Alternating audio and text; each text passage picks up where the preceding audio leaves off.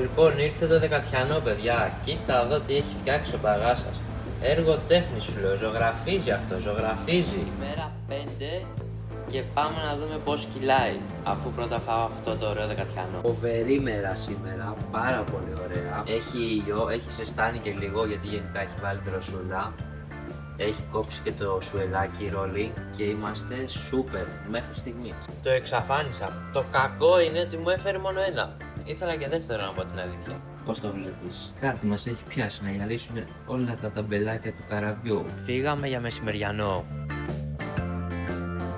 Monthly inspection σήμερα και κάνουμε βόλτα όλο το βαπόρι.